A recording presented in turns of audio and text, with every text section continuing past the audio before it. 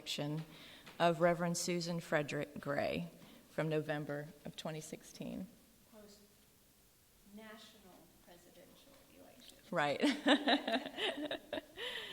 She is the new president of our Unitarian Universalist Association, but this was done Yes. after the national election. Yes, not the UUA election, the national presidential election. And it began with a reading from Alice Walker's Revolutionary Petunias called In These Dissenting Times. To acknowledge our ancestors means we are aware that we did not make ourselves. We remember them because it is an easy thing to forget that we are not the first to suffer, rebel, fight, love, and die. The grace with which we embrace life in spite of the pain, the sorrows, is always a measure of what has gone before. We must look clear-eyed at history and at this moment, for it is better to be prepared and to have it not meet our expectations than to expect the best and be wrong. So how do we prepare? This moment is calling more from us, more love, more leadership, more courage, more spiritual resiliency, more effectiveness. We need to be our bravest, boldest, most loving selves. We need to remember the wise words of Alice Walker, to remember our ancestors, to remember that we are not the first to suffer, rebel, fight, love, and die. We need to call on the courage of the freedom fighters of previous generations, on the courage of Waitstill and Martha Sharp, who defied the Nazis to help Jews escape Nazi-controlled Europe. We need to remember and learn from the courage of those who supported the Underground Railroad, of the courage of the congregations and ministers who created the first sanctuary movement that helped refugees flee the violence of Central America, of the courage and discipline of the civil rights movement. And we need to remember the powerful ministry of the Reverend Norbert Čapek and the Unitarian Liberal Religious Fellowship in Prague that preached a message of radically inclusive love across all differences, even as the Nazi SS agents watched. We too must not normalize nor make light of hate, of fear, or the politics and policies of division. Just as we look to the past to remember the seeds that were planted before us, we must be thoughtful in the seeds that we are planting today. We need to be activists of love for humanity, for the earth, and that will only come from deep spiritual practice that helps us let go of blame, of judging, and cutting off from others. We need to develop practices that move us to courage to talk to our neighbors, strangers, those we may seem to have nothing in common with.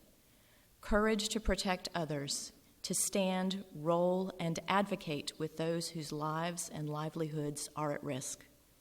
And it all needs to be rooted in the depth, in spirit and community. This time is longing for a powerful moral voice, a voice of the conscience of our nation. We can be a part of this voice, but we can't do it alone. We can't do it in isolation.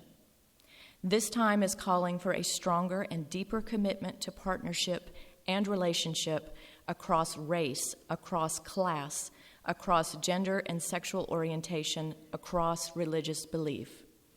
It's calling for us to give more generously to communities and organizers who will lead the efforts to resist the threats to human rights and the resources of the earth. And it is calling for more courage. Courage is something we do. Amazing things happen when people stop being afraid. We need to move past our fears to realize the power we hold when we are organized, when we are committed, when we are grounded and sustained in love. And we need to nurture each other, to break bread, to tend to our children, as Alice Walker says, embrace life in spite of the pain. We must hold tight to each other, to love each other, to protect each other, to encourage and lift each other up. For despite the challenges ahead, I know we are up for it, I know we are capable, because in the end, I know we are not alone.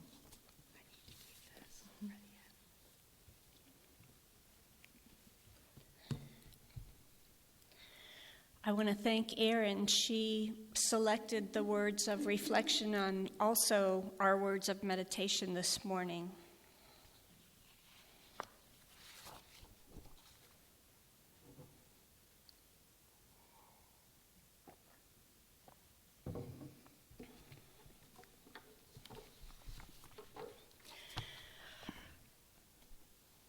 I may stop and take a sip of my water a couple of times today because I'm taking a medicine to keep me from being stopped up in my sinuses. When faced with the question of what is the calling in our time as Unitarian Universalists, after the shocking results of the last presidential election, the Reverend Susan Frederick Gray titled her sermon the following Sunday, "Time for Our Bravest, Boldest, Most Loving Selves." Her words still ring true for us today, 15 months later. Maybe they ring even more loudly now. And so I'm asking the same question of us here today. Not just in the context of the role of Unitarian Universalists in our national life at a critical time, but more immediately and locally, what is the calling of Unitarian Universalists in this congregation as you face a transition in ministry with my departure later this spring? In the next few weeks, you are being asked to make some important decisions about the future direction of this congregation, the Unitarian Universalist Church of Pensacola, or, as some of us like to say, as an alternative, the Unitarian Universalists of Greater Pensacola, because we know that we draw from a large radius, including Alabama and Milton and Pace, Navarre even. In the next few weeks, you are being asked to decide what kind of leadership you want and need as you enter a new chapter in your history on the heels of celebrating your 60th anniversary as an institutional presence and a community of caring people here in Pensacola and its surrounding area. And you are being asked, what kind of contributions are you willing to make in terms of personal commitment, both time and money, in order to keep this congregation as a beacon for liberal religion in Northwest Florida, making a positive impact not only on our lives, but in the lives of our larger community? We're not alone. That was a great note for Reverend Susan Frederick Gray to end up on in her post-election sermon, even though as Unitarian Universalists we add up in numbers to be a small denomination. We have been and still can be a mighty one.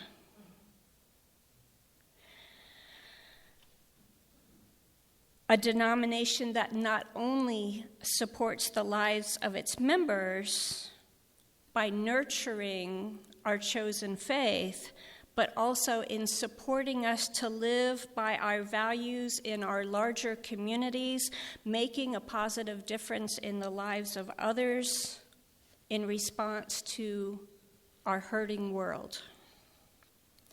When we look to our UU past, our UU ancestors, we can see that we may be small, but we're still mighty.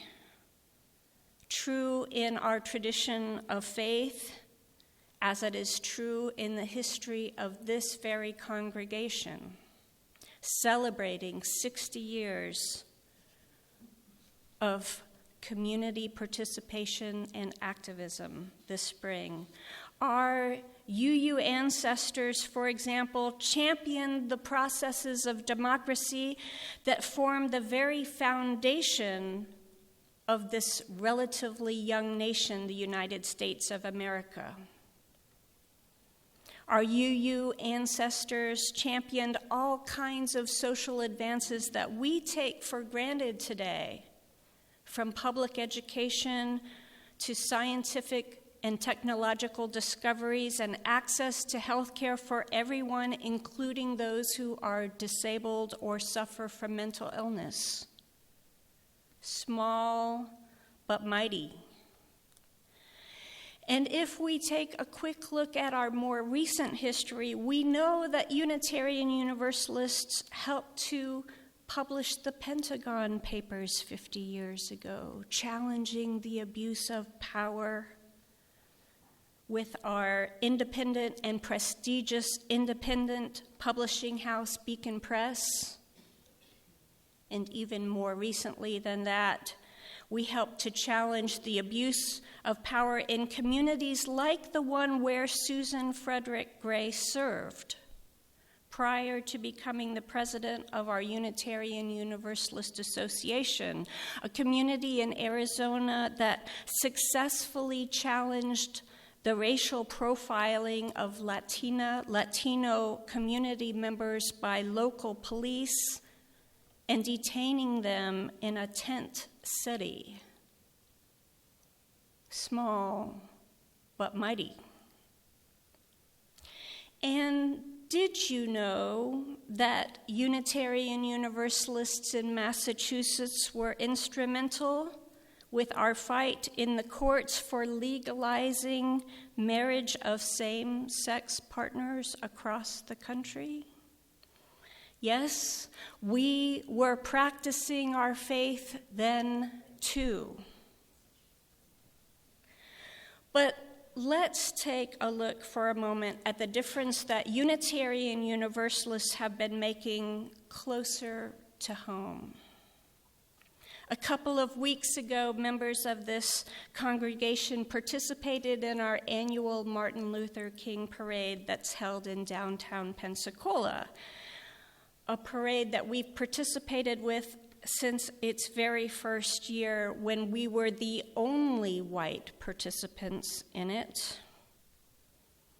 And even today, though the parade has grown much larger, we are still one of the very few churches that are predominantly white to participate.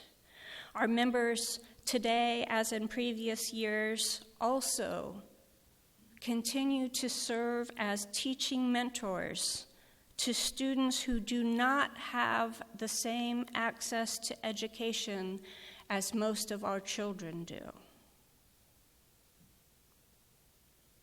And in recent months, I'm proud to share with you that our members have joined with many others in Pensacola to challenge the reality that Escambia County has had in our last years the highest percentage of young people being incarcerated in the state of Florida, including the county of Miami-Dade. That's our backyard, folks.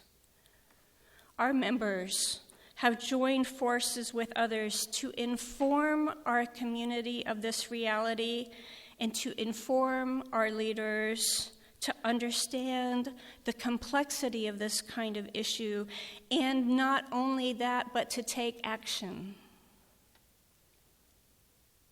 as was successfully done this past week when the City Council voted to stop sending juveniles into jails with adults as they have been all this time, and to provide them with a different facility just for them. Small but mighty.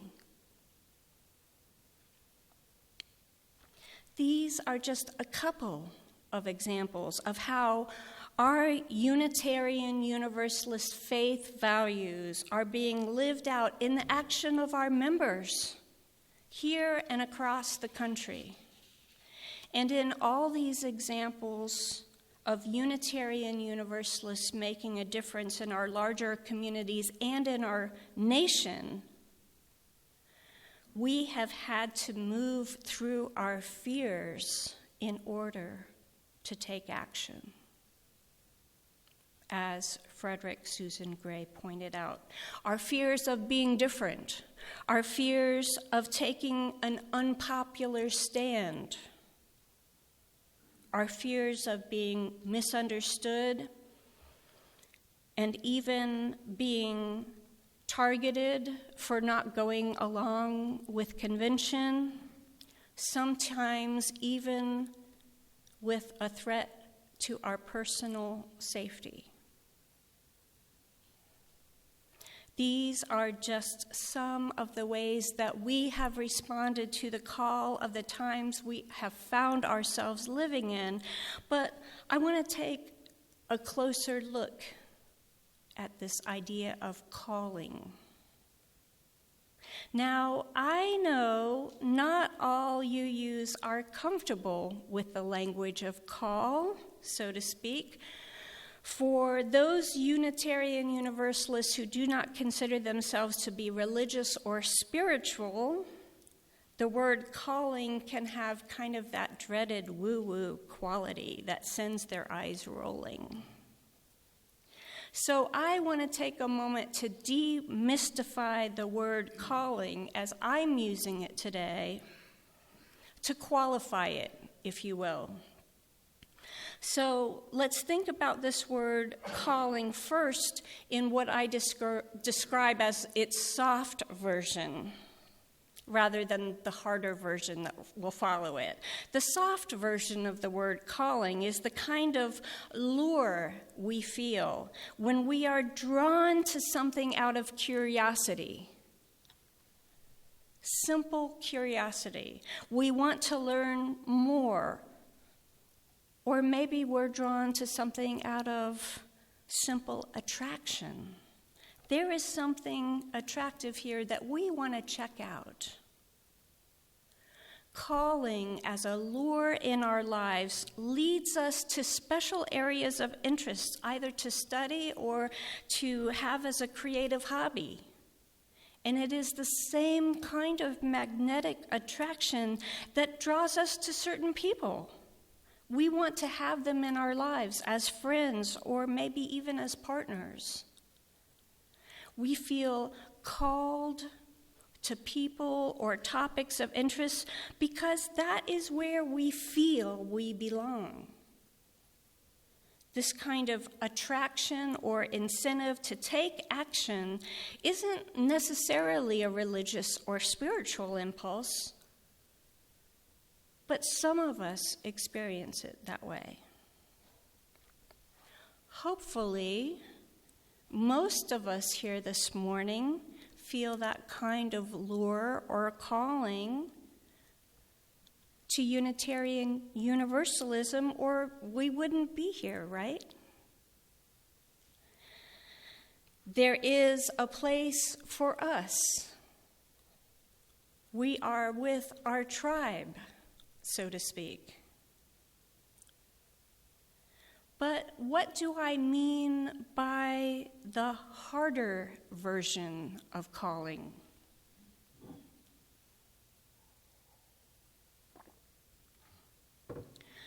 Well, it's a harder version because it's more demanding of us. It's not just an impulse or attraction or curiosity. No, it's more of an imperative to honor a commitment that we have willingly chosen to make. It's how we live by honoring our chosen commitments, fulfilling them not just in word, but by the actions we choose to take. Let's face it, this is harder.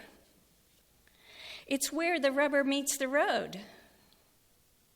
It's where we have to prove indeed what we say in word, especially when it's not fun or easy to do.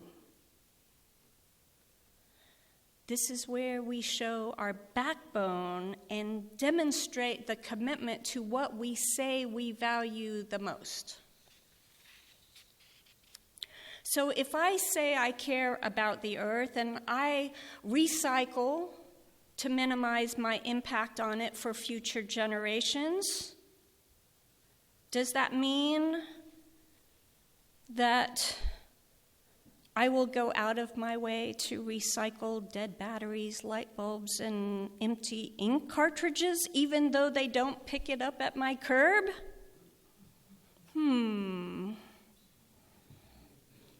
These are all things that we do at church, by the way. But it's not necessarily easy, right? They don't make it easy for us to do the right thing if we want to honor that value. And if I say I care about democracy in my country or my church, it means I have to show up and participate, right? To become informed, and then also put in my 2 cents, believing that the wisdom of the whole is greater than my wisdom alone. Even when it means patiently enduring meetings that are much longer than I'd like them to be. Or hearing people, sometimes even my friends, say things I really don't agree with.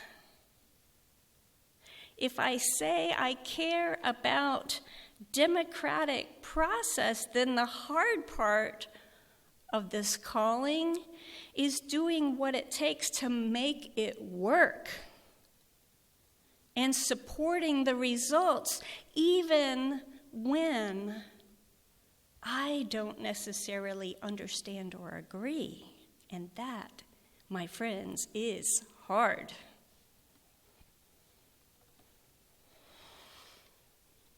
As a Unitarian Universalist minister, the calling of my chosen profession is not just to one particular community, like you guys, but rather to larger principles and our larger movement of Unitarian Universalism. That means the soft part of this calling is a personal lure for me to always be learning new things and grow my ministerial skills and identity. But the hard part of my calling, especially at a time like this, is that sometimes I have to leave a community of people that I love, whose lives are literally intertwined with mine. The hard part of my calling as a minister who was called by you to serve here is sometimes I have to say things that are hard to hear, and I do things that may be difficult to understand and accept. And I'm going to do this now, because I feel it is the calling of me in this time. It's my job, but even more than the fact that it's my job, it's because it's what I care about most, what I believe in as a Unitarian Universalist, and because I genuinely care about you. When I was called to serve this congregation 12 years ago as a full-time minister, it was after a long process that y'all had been through that took several years. And over the 60-year history of this congregation, it hasn't always gone so well with the various ministers that have come and gone and served you. None stayed very long. Bob Eddy became an exception to that track record, and so have I.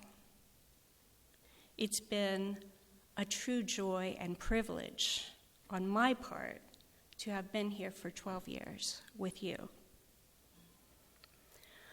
But I know that as you are looking forward, some of you are feeling that it will be fine here without a settled minister because you've done that before and you know how to do it. And that is entirely true. The year before I came, you didn't have an interim. And one of the things that really, truly impressed me about you all was that you were able to do it on your own. And by the way, I have intentionally honored your legacy of strong lay leadership throughout these years because ours is definitely a shared ministry. And ministers may come and go, but this has been, is, and will be your congregation, your church home, and our UU commitment to democratic process, what we call congregational polity for our decision-making, ensures that this will continue to be so. When I came 12 years ago,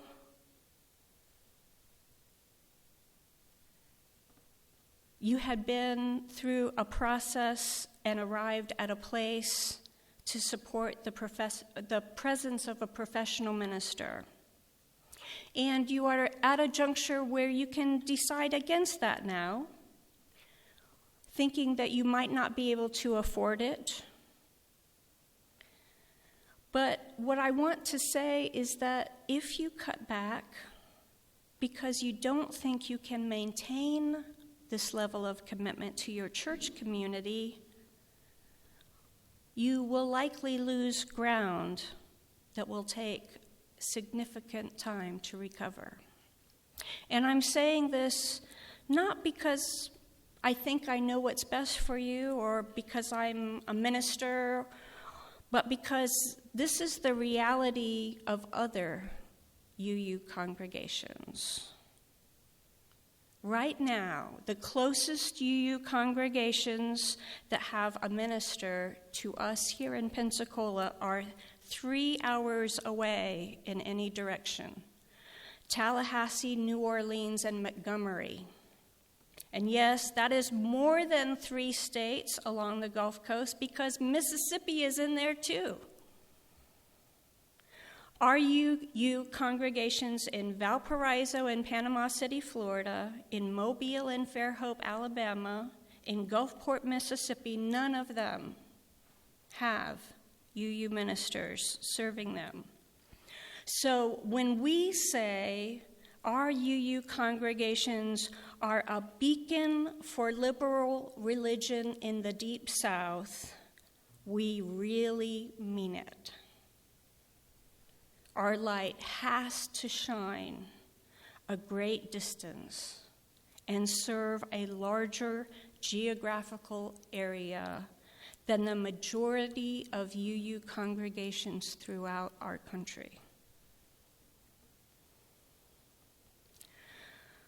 So, simply based on our geographical location here in Pensacola, this is one of the callings of our time. Simply to keep shining, no matter what, to be a place where the wide umbrella of Unitarian Universalism can shelter and nurture courageous people on their paths of faith and service, not just in the world at large, but in the predominantly religiously conservative landscape of the Deep South. So before I close my message this morning, I want to ask you, what do you feel in your heart is the calling of Unitarian Universalists in our time? How might our small but mighty denomination make a needed difference in our world today? And then, as we prepare to begin our annual budget drive next week, much closer to home, what is my calling, our calling as Unitarian Universalists in Greater Pensacola in this time we are in? May we all be our bravest, boldest, most loving selves as we find our way forward. We will now gratefully receive an offering to support the work of our congregation within and beyond our walls.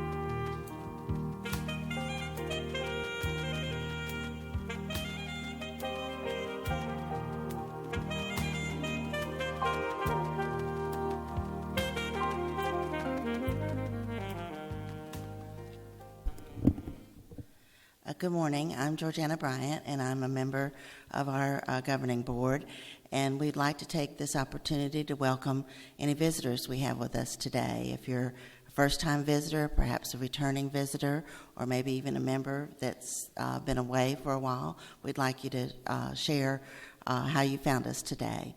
And so I'll start on this side. Is there any visitor that would like to introduce himself or herself?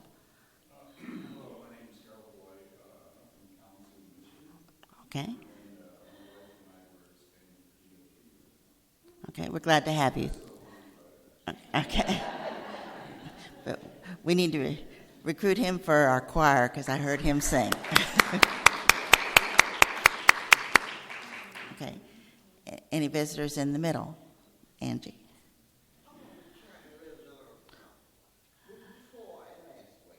Great.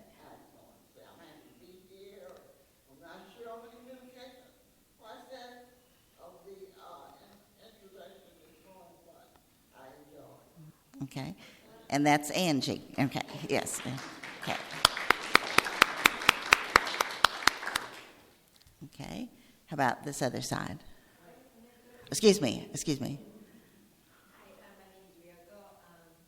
I came here last week and they were moving, and I realized myself is in a transitional phase of my life. It's something I can find myself, similar situation at this church. That's my name. Okay, we're glad to have you. Okay. Any other? Hello, my name is Monty. I'm from UH. I'm glad to be back as well. Okay. I've never attended a church in my life. It's my first time. It seems pretty great. And I kind of just wanted to attend a presentation that they have, which was just on still have this community. Okay. Well, we're glad to have all our visitors. Okay, we'll hope that we have a visitor's book in the lobby, and we'd like for you to sign that, and that will allow you to get our church. We do a weekly email that tells different activities that go on, so that will get you on the list. We have several announcements today. First, as Julie already mentioned, it's Sunday Sweets. It's Sunday Sweets Day, and what a surprise. No cakes today, we're just serving pies. So grab a fork and grab a plate, get in line, don't be late. French silk, cream cheese, custard and raisin, strawberry chiffon, truly amazing. Like your pie with a tang? Try some key lime or lemon meringue. Kentucky bourbon, not to be missed. German chocolate and apple round out the list. From the Sunday Sweets pie makers, thanks a bunch. Now grab a box and take pie home for lunch. And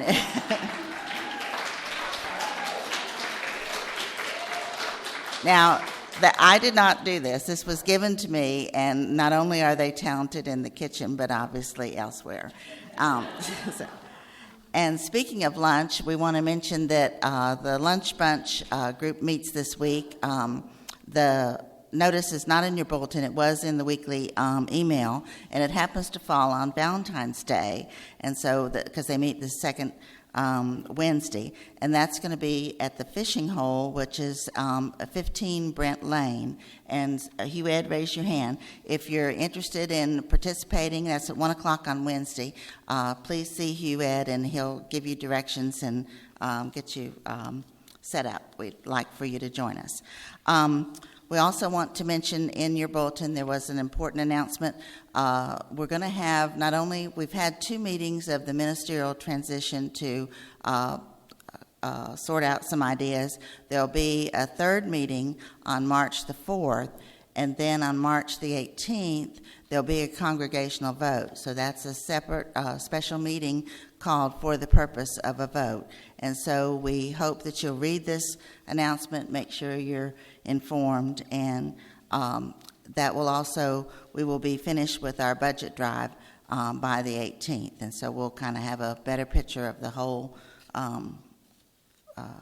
situation. After the service today, I already mentioned there's Sunday Sweets and there's choir practice. There's also a meeting, I guess it'll be in the library, about spirituality. And then after that, Dolly, if you'll raise your hand, is the second Sunday lunch out, and it's going to be at the Shrimp Basket. And did you have something you want to say? Go ahead. I really need an idea of who's coming. We do this every second Sunday, and it's an invitation to anybody who has been here 30 years or 30 minutes. Join us. And it will be after the second hour, so it will be about 12:30 that we'll leave from here. Shrimp Basket is as close as we can get. It's just down the back way and to the right a couple of doors. So are there any people on this side that might like to join us, including visitors? Okay, here, anybody? Okay. 2 here, 3. Whoops. You went in 4. I got to call 5. Do I hear 6? Was that 7? No. Yeah. Was that 6? And maybe 7 if I get done with my meeting on time. Okay. Okay. And at this time, I'd like to ask Lori Winterberg, who's our co-chair of our finance team, to come forward. Thank you.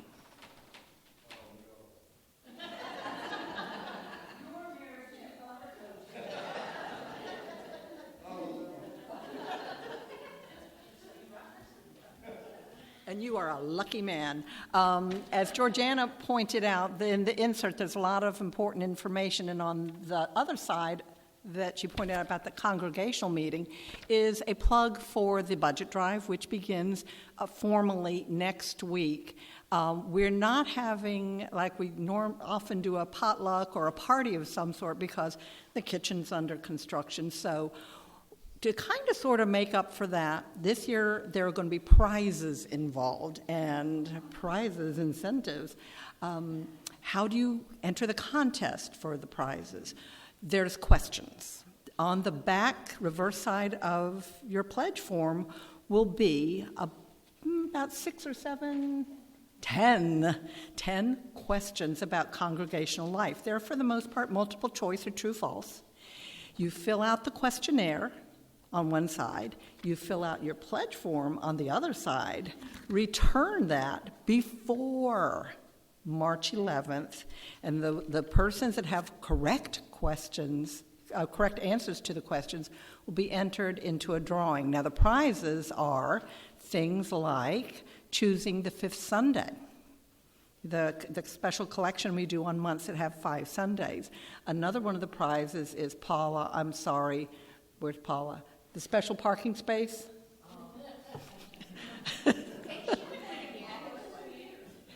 So the reserved parking space will be given away to somebody who answers all the questions and returns their pledge form. Another one of the prizes is picking out the hymns that we sing on Sunday. And do we have the sermon choice? Okay, so we've got 3 prizes. And so you can be eligible for one of those really super cool prizes by filling out your pledge form, answering the questions, and returning it before March 11th. As was made abundantly clear, that is absolutely critical for this vote that happens on the 18th, because anyone who handles any sort of budget knows that you can't commit money you don't have. And the way we know what kind of money we will have rolling in starting on 1 July is your pledge. Thank you. Okay, Penny, make it quick. Make it quick. The time capsule is going to be opened next Sunday at budget kickoff. Excellent. That's our 50th anniversary time capsule is going to be opened after the service, and we're in the process of making a 60th anniversary time capsule. So if you have good ideas for that, there's a basket on the credenza in our foyer. If you would, please turn to our closing song of the day for some inspiration. It's number 131 in our hymnals, Rise in Body or Spirit, as we sing it together. And Kate will give us our opening note. Love will guide us, peace has tried.